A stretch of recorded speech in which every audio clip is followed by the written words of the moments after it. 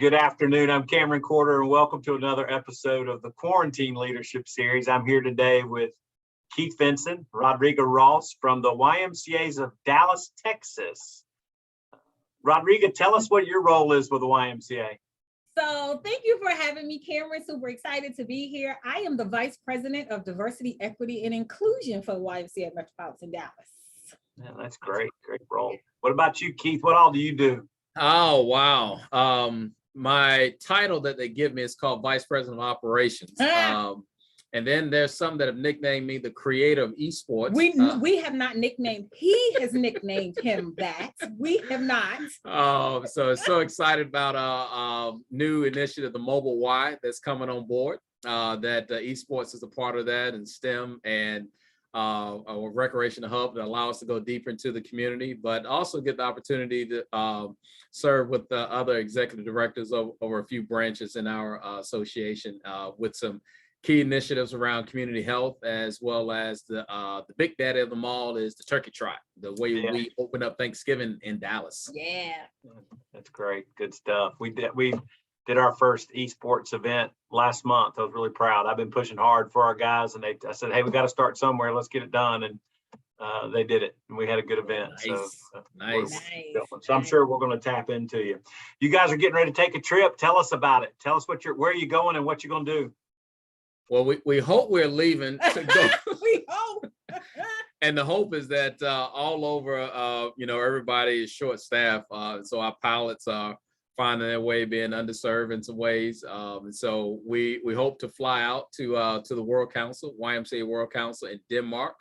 So excited to be there with the invitation of YUSA and be able to interview some global Y leaders. It's going to be an amazing experience, just kind of serving as the conduit of information for the folks who can't be with us in person, and also create this library of snackable content, right? Where people can go and get these 20-minute and 30-minute interviews and Q&As and culture blasts, and kind of follow us on some of our excursions. One of them is like hiking through something. And I was like, with my new cute shoes, like that's going to be a good podcast, right? So creating this content so people can understand what happens at World Council, they can get more proximate to this global mindedness, and hopefully it will encourage more people in the United States stateside to really partner up with the DIG team at YUSA, particularly the global team. Right. How many they're expecting to attend that? Over 1,000. Yeah, over 1,000. Yeah, from all over the world. Carlos Sanvi just kind of tweeted. He was like, I'm here. I made it. I was like, I'm so excited. I'll be there too, Carlos. Yes. Let's hope. Yeah. Let's get this ready to go. Rodrigo, I know I've known Keith a long time. He did a North Carolina stint, but it's the first time getting to meet you. Yeah. What energizes you? What about your work energizes you the most? Working with me. Right. Besides working with Keith, who is the self-proclaimed leader, the creator of esports, I think what really gives me passion, particularly now in this space. So I too worked in operations for years before I actually got into the role that I'm in now, almost 2 years ago. And what really energizes me now is this systems level approach that we can take to fortifying the why and making sure that it is for all into the future, right? Our country is changing, the demographics are changing, the values, while they may be rooted the same, they show up differently. And so how does the why realize the next iteration of itself, right? How do we engage with all communities? How do we continue to create belonging across all these different kinds of populations and value sets and viewpoints, so that as an organization, we can be around for another couple of 100 years is really what's exciting to me. And I just, every day I learn something new. Like right now I'm learning Danish words. I would have never tried to learn Danish before. Like that wouldn't have been a thing. Now I'm ready to eat Danish food. I'm ready to speak Danish language. So it's an amazing. Danish. I'm going to eat a Danish in Denmark. I'm going to do it. I'm going to do it. Okay. I am. I'm going to do it.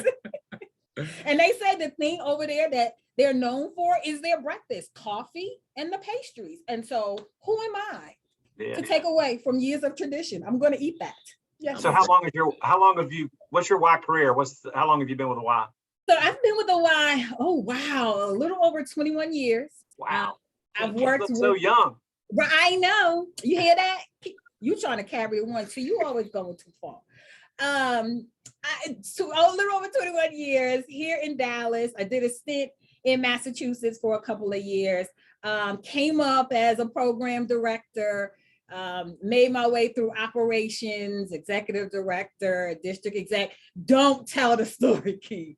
I'm going to tell the story because you're not going to tell it right. When Keith first came to Dallas, through no fault of my own, I ended up in his operations team. I'm sorry. Let me correct that. Cam, the way that worked was when I came in, I had to assess the talent of our association and the leadership of our operations. This is how he's telling. And at the time, she was our associate exec. And so I was quite impressed with the way that she moved in that branch. And so I had the great opportunity of hiring her as executive director for her first executive director job. I don't know the way he tells that story, but it is true. He did that. He hired for my can't hide talent. You can't hide. He did it. Although you've done a good job at refining that story because he didn't used to tell it that way. Keith, how long has your career been? I'm gonna go with the 20 plus years as well. It's been first stop was in Nashville, Tennessee, which I fell in love with. Went back home to Southampton Roads area. I say I ran away from the Y for a couple of years. Thought I was going to greener pastures. Thought it was the same, and I had to come running back. And went through Charlotte Y, and then made my way out here to Dallas, Texas. And it's just been a great journey along the way, and being able to understand what impact really means. I think when I first came in as a outreach director, I think I tried to force my way to do things that I thought was good for the community. And then just over the years, what I've learned is that, hey, listen to the community. Yeah. And then you react from that place right there. And right now I'm in a sweet spot as far as my career, just understanding what impact mean, understanding what influence mean, and how to infuse those together, and then how to bring people together around collaborating. So for me, collaboration is really the key. It's not just partnership. Partnership to me is like we're working together on this one thing, and so we'll make this great, and maybe we might do it again, maybe we don't. But when we talk about collaboration, it's not about this one event. It's about this ongoing relationship, whether the event happens or not, or whether we do an event or not. It is, how do we work together in community? And so when we're both ready to be able to come together, then magic is really going to happen. But being resourceful to other people in the community to be able to make this connection overall for our community to be better. You forgot the best part of your journey. This podcast that I am. Go ahead and say it. I'm ready. You founded the podcast along with esports. Yes. Oh, no. Yes. He didn't. Because the way the story goes, well, I won't tell the story because there's probably about 3 different versions of that out there. Every story has 3 versions for Keith. But the podcast has been really incredible. Yeah. Rodrigo and I, we just started out. We're 2 talking heads together. We very rarely agree on anything. And so it's like, hey, let's bring this to audio and see what happens. And so we've stuck with this. We're in season 3 right now with the Causenetic podcast. People can listen to it on any platform that they listen to podcasts on. So the podcast has us going to Denmark to the World Council, YMCA World Council. It has us going to California next year to work with Peak Media team with Community Rec, what most people may know that about within the YMCA. Had us going to Vegas for National After School Association. So it's been this thing that all we want to do is just expand the voice of the Y into the community. Yeah, and encourage dialogue, right? People started listening. Mm-hmm. And that's great. I've enjoyed it. I love listening to it. Keith, you've had 4 great Y stops, wonderful organizations. Who are some of the mentors and leaders that have really shaped your leadership? Yeah, I'll go back. Dan Dummermuth, who was the exec at the time at Franklin in Nashville, then later became the CEO of Nashville. Became good friends over the years. Just being under leadership at that time under Clark Baker, man, I still have things like, don't you put a piece of tape up on my wall in the Y? Oh, he's fanatical about that. Oh, good gracious. Don't Yeah, you do it. He's fanatical. But that came from Clark. I mean, when I think about Andy Calhoun, who I counted as a dear mentor when I was in Charlotte. And while my stint in Charlotte, Mike Duvall down there, one lesson Mike taught me was that, hey man, you never suffer in silence. And always utilize your board volunteers. And then here now with Kurt Hazelbaker, just being able to sit under his leadership has been amazing. The way that he handled the pandemic when our doors were shut.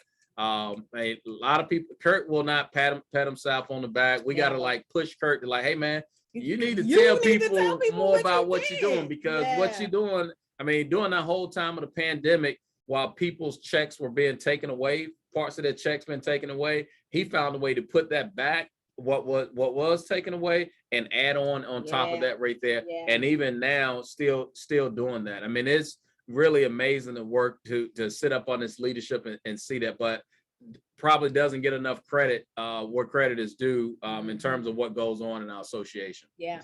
And those are great leaders. And all but Kurt, I've had on this show, on the Quarantine Leadership Series. I did an episode with Dan when he was retiring, and of course I've had Andy. I hadn't had Duvall, but he's probably been interwoven in all of that a little bit. Nice.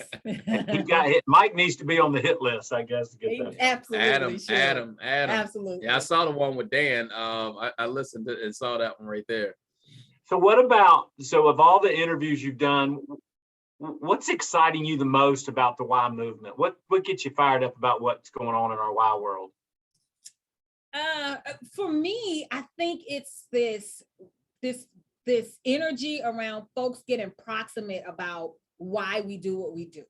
Unfortunately or fortunately, right, we've spent a number of years as an organization really just kind of Cadillacing, right, and kind of moving along. People were paying, their debit or credit cards were just automatically drafting every month. We got in kind of a little bit of a lull and a false sense of security. And what the pandemic did was really wake us up and help us realign to what as a movement is really important, and that is getting proximate with communities, meeting them where they are, helping them get whatever they need to thrive and have a good life, whether that's exercising, whether that's food, whether that's access, whether that's technology. And to see that that kind of reignited energy across the movement when people was like, this is why I started working for the organization, not to pick out towels, and not that those things aren't important. Sure. That's not really what puts my feet on the ground.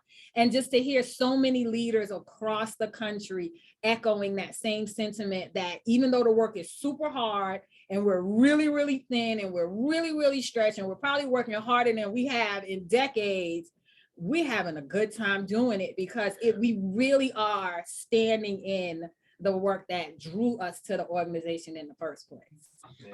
Yeah. And I'll say for me, what's been exciting is to get the feedback from people to say that, man, when I heard this, it made me think, so I have a colleague that she regularly says, man, I heard you guys podcast, and, here are the 3 things I took away from this particular interview. There's probably something I said, right? No. Oh. No.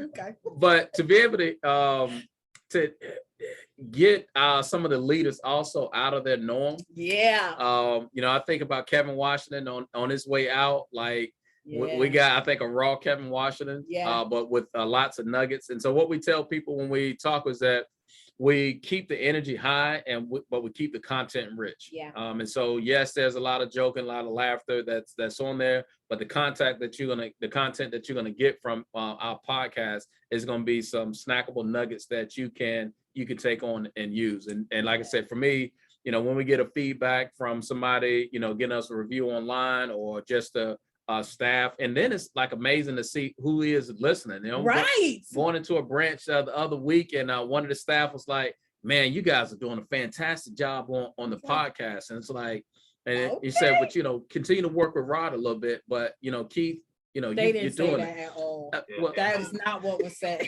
at all. If people get 1 or 2 nuggets each time, that's it. That's the win. You want people to get a nugget or 2 each time. So that's great. That's all you can ask for. Yeah. So this is for both of you, but really, Rodrigo, in your work. So when somebody says in our movement, hey, let's have a diversity and inclusion discussion, old white male CEO gets a little anxious. Not to, it just gets a little uncomfortable. Yep. Tell the people listening, what are we missing about that discussion that may put us at ease? What are we not thinking about the true discussion that may put us at ease in having that discussion? Yeah. So the thing is, it's just a discussion, right? And I think some of it is muscle memory, because for some populations and for some demographics, we consistently and constantly have to have these discussions because we're always trying to elevate and amplify pain points, right? Whatever your pain point is in society or in the why. So we constantly have to have these discussions. And so they don't feel as abrasive to us. You get muscle memory, you kind of know how to have them. Well, if you don't necessarily belong to those polarized or those marginalized demographics, you don't necessarily have to have the conversation as often. And so when you do, it feels funky, but it's fine. It's just a conversation. And many times it's more about people really trying to understand your lived experience, your perspective. The thing about privilege is 9 times out of 10, folks are not mad at you for having it. We want some too. Like, we're not mad that you have it. Right, Can we all get a little bit of privilege? And so it's just about listening. It's just about staying on your learning edge. It's just about understanding that 9 times out of 10, many of the systems that we experience inside the Y and in society at large were created hundreds of years ago. And unless you drink a lot of water and have really good face cream, you personally didn't create any of those things. Sure, you benefit from it, but if you didn't know, you didn't know. And now that you do, you have this awesome opportunity to kind of level the playing field or right the ship. And so, for folks who are just listen, right? Lean in onto your growing edge, understand that it's uncomfortable right now, but the more you have the conversations, just like squats, the more you do them, the easier they get.